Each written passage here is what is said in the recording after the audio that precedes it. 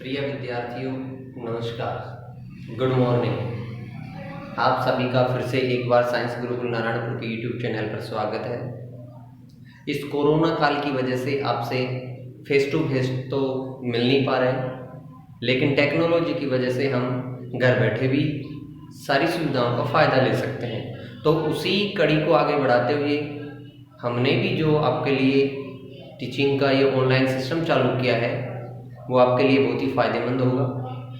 तो आज हम बात करेंगे उसी टॉपिक की जो पिछले वीडियो में हमने अधूरा छोड़ा था, और वो टॉपिक था हमारा एक्टिव पैसिव का। एक्टिव पैसिव के उस वीडियो में हमने पढ़ा था कि किस प्रकार हम एक एक्टिव के सेंटेंस को पैसिव में चेंज कर सकते हैं, और एक्टिव से पैसिव में चेंज करने के लिए जो जो रूल्स हमें चाहिएंगे वो रूल्स हमने याद भी किए पढ़े थे।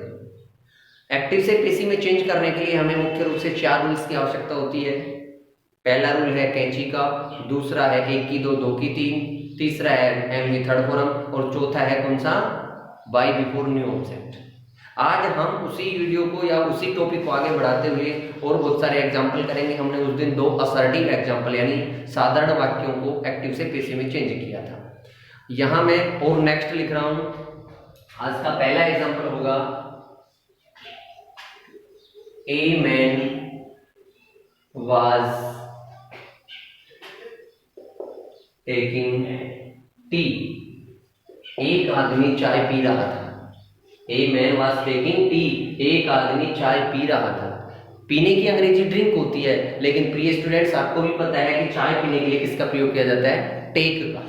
तो A man was taking tea ये एक एक्टिव का सेंटेंस है। हम कैसे कह सकते हैं कि ये एक्टिव का सेंटेंस है?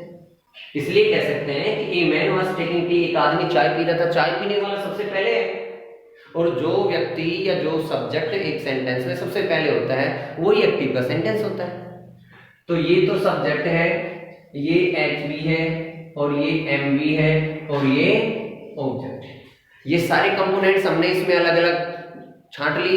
अब इनको हमें पैसिव में चेंज करना है। तो एक्टिव से पैसिव में चेंज करने के लिए हमारे पास पहला रूल क्या था, कैंची का नियम। किसका नियम, कैंची का नियम। और कैंची के नियम के अंतर्गत हमें सब्जेक्ट को ऑब्जेक्ट करना होता है और ऑब्जेक्ट को सब्जेक्ट करना होता है। सब्जेक्ट अगर इस टी को यहां लिख देंगे तो सब्जेक्ट बन जाएगा, और ए मैन को यहां लिख देंगे तो ये ऑब्जेक्ट बन जाएगा। दूसरा रूल है हमारा 1 की 2, 2 की 3, क्या, क्रिया, वर्ब्स। अब वो वर्ब्स चाहे एचवी हो चाहे एमवी हो, सभी को काउंट करेंगे, और काउंट करने पर 1 है तो 2, 2 है तो 3 करेंगे। तो यहाँ 1 और 1 2, 2 है तो कितनी करेंगे, 3। और तीसरी हमेशा क्रिया की फॉर्म के अनुसार लेंगे, यानी 1 हो तो दूसरी, 2 हो तो तीसरी, क्रिया की फॉर्म के अनुसार लेंगे। अगर हमारे पास फर्स्ट फॉर्म हो तो इज एम आर में से लेंगे। अगर हमारे पास सेकंड फॉर्म हो तो दूसरी क्रिया वाज या वर में से लेंगे। अगर हमारे पास थर्ड फॉर्म हो तो तीसरी क्रिया बीन लगाएंगे। यदि हमारे पास फर्स्ट प्लस आईएनजी वाली फॉर्म हो तो हम तीसरी क्रिया बीइंग लगाएंगे, और यदि हमारे पास कोई भी मॉडल हो तो हम तीसरी क्रिया बी लगाएंगे। यानी इनके अनुसार हम क्रिया 1 की 2 या 2 की 3 कर सकते हैं।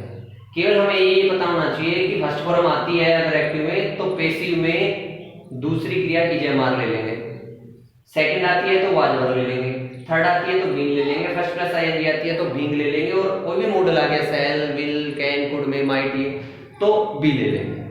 क्लियर है? तो इसके अनुसार अब हमारे पास 2 क्रियाएं हैं, 3 करेंगे, और तीसरी करने के लिए क्रिया की फॉर्म देखना जरूरी है। और क्रिया की फॉर्म हमारे पास कौन सी है, फर्स्ट प्लस आईएनजी, और फर्स्ट प्लस आईएनजी होती है तो कौन सी लगाते हैं, बीइंग। जब 2 क्रियाएं पहले से होती हैं, ध्यान रखिए 2 क्रियाएं पहले से होती हैं तो तीसरी दोनों के बीच में लगाते हैं। अब टी के साथ यहाँ ए मैन के साथ वाज था, टी के साथ भी वाज जैसे कैसे आ जाएगा, बीइंग दोनों के बीच में लगानी है। यानी हमने क्रिया 2 से 3 कर दी, तीसरी हमारे पास 1 तो ये रही, दूसरी हमने कर दी, तीसरी ये रही, इसकी कौन सी फॉर्म कर देंगे, एक्टिव में कोई सी भी फॉर्म हो मेन और की, पैसिव में हमेशा थर्ड फॉर्म कर देंगे, जो हमारा तीसरा रूल है। टेक की थर्ड फॉर्म होती है टेकन, और नए ऑब्जेक्ट यानी यहाँ ऑब्जेक्ट था टी, यहाँ ऑब्जेक्ट आ गया ए में, इससे पहले बाई का प्रयोग कर देंगे। ठीक है, इसी प्रकार हमारे पास दूसरा एग्जाम्पल है, सी was कुकिंग फूड, वह भोजन पका रही थी। सीधा सा है, आसान सा सेंटेंस है। ये सब्जेक्ट, ये एचवी, ये एमवी और ये ऑब्जेक्ट। ऑब्जेक्ट को यहाँ सब्जेक्ट बना देंगे, फूड को यहाँ एफ कैपिटल हो जाएगा। सी का ऑब्जेक्ट बनाएंगे तो सी का ऑब्जेक्ट क्या होता है, हर, यानी पहला रूल कंप्लीट।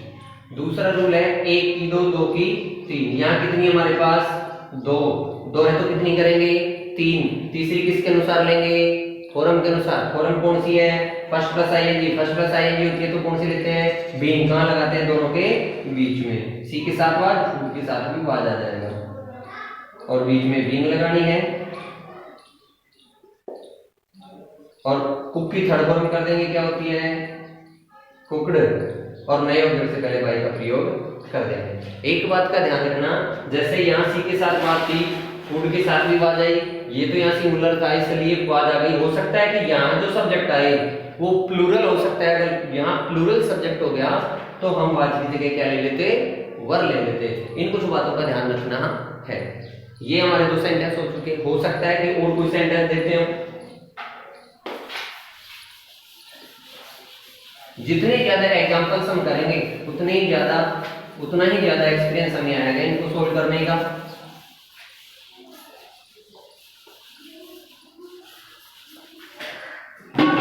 जैसे हमारे पास एग्जांपल लिखा हुआ है, आई एम टीचिंग इंग्लिश। मैं अंग्रेजी पढ़ा रहा हूं। मैं अंग्रेजी पढ़ा रहा हूं। आई एम टीचिंग इंग्लिश, अंग्रेजी पढ़ा रहा हूं। कौन, मैं, यानी मैं सबसे पहले है, पढ़ाने वाला सबसे पहले है। तो ये कैसा सेंटेंस है, एक्टिव का। चेंज किसमें करना है इसको, पेसिव में। पेसिव में चेंज करने के लिए वही सिस्टम अपना, सब्जेक्ट को ऑब्जेक्ट और ऑब्जेक्ट को सब्जेक्ट। इंग्लिश को यहां लिख देंगे और आई का ऑब्जेक्ट बना देंगे। आई का ऑब्जेक्ट क्या होता है, मी, यानी पहला रूल कंप्लीट। दूसरा रूल है एक की दो, दो की तीन। यहाँ कितनी है, एक और एक, दो। कितनी करनी है, तीन। तीसरी किसके अनुसार लेंगे, फॉर्म के अनुसार। फॉर्म कौन सी है, फर्स्ट प्लस आईएनजी। और फर्स्ट प्लस आईएनजी होती है तो कौन सी लेते हैं, बीइंग लेते हैं, दोनों के बीच में। अब यहाँ जैसा कि मैंने आपसे कहा था कि ध्यान रखना, आई के साथ एम था, अब हमें यहाँ इंग्लिश के साथ क्या करना है, इज करना है। और यहाँ बीइंग लगानी है अपन को तीसरी बीच में, और टीच की थर्ड फॉर्म करनी है क्या, टॉट है। और नए ऑब्जेक्ट से पहले बाई का प्रयोग करना है। ये लो जी, हमारा सेंटेंस एक्टिव से पेसिव में चेंज हो गया। और सेंटेंस देखो,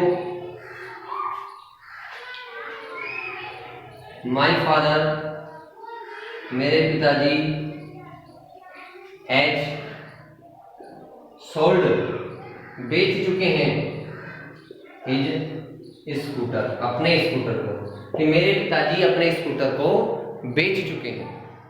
क्या करना है, सब्जेक्ट एचवी एमवी, ये ऑब्जेक्ट और ये पजेजिव इसी के साथ जुड़ा हुआ है। ध्यान रखना कि एक्टिव से पेसिव बनाते समय जो पजेजिव जिस नाउन के साथ जुड़ा हुआ है, जो संबंधकारक शब्द जिस नाउन के साथ जुड़ा हुआ है, उसी के साथ उसको रखेंगे।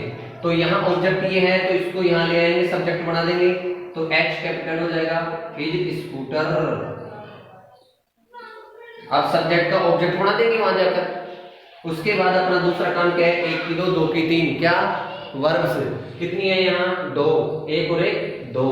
कितने करेंगे, तीन। तीसरी किसके अनुसार, एमवी की फॉर्म के अनुसार। एमवी की कौन सी फॉर्म है, थर्ड फॉर्म है। कौन सी है ये, थर्ड। हमने थर्ड क्यों मानी इसको, सोल्ड सेकंड भी तो होती है ना, सेल की सेकंड फॉर्म भी सोल्ड होती है, फिर इसको थर्ड क्यों मानी हमने, क्योंकि थर्ड फॉर्म के साथ जब हैज, यानी जब हैज और हैव के साथ कोई सी भी फॉर्म होती है तो वो हमेशा थर्ड ही होती है।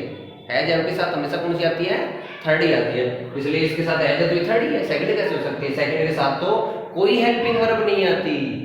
ठीक है। अब यहाँ माय फादर के साथ हैज था, हिज स्कूटर के साथ भी क्या जाएगा, हैज।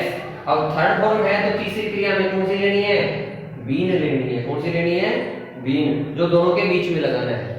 और थर्ड फॉर्म में पहले से है तो इसकी थर्ड फॉर्म ऐसे कैसे हम यहाँ लिख देंगे, सोल्ड। अब इसको तो बना दिया हमने सब्जेक्ट, अब इसकी जगह इसके सब्जेक्ट को यहाँ ऑब्जेक्ट बना देंगे और उससे पहले बाई का प्रयोग कर देंगे, बाई माई फादर। समझ में आया कि नहीं है बताओ। अगर आप अपना माइंड कंसंट्रेट रखेंगे यहाँ तो आपको जरूर समझ में आएगा। तो ये हमने असर्टिव सेंटेंस किए हैं। अब मान लीजिए ऐसे किसी सेंटेंस में दो ऑब्जेक्ट एक साथ आ जाए, क्या आ जाए, दो ऑब्जेक्ट एक साथ आ जाए, तो हम कौन से ऑब्जेक्ट को सब्जेक्ट बनाएंगे। अब ऐसा एक सेंटेंस देखिए,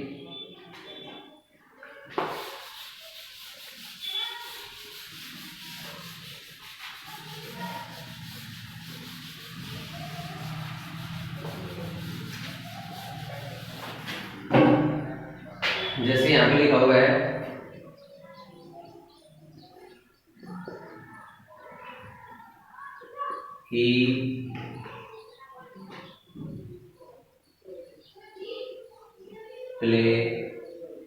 he plays cricket in the ground। ये अब इसमें ये सब्जेक्ट है, ये एम बी है, ये ऑब्जेक्ट है और ये सेकंड ऑब्जेक्ट है O2। सेकंड ऑब्जेक्ट नहीं है, प्लेस है कि नहीं है। और ये प्रीपोजिशन इसके साथ क्या है, प्रीपोजिशन।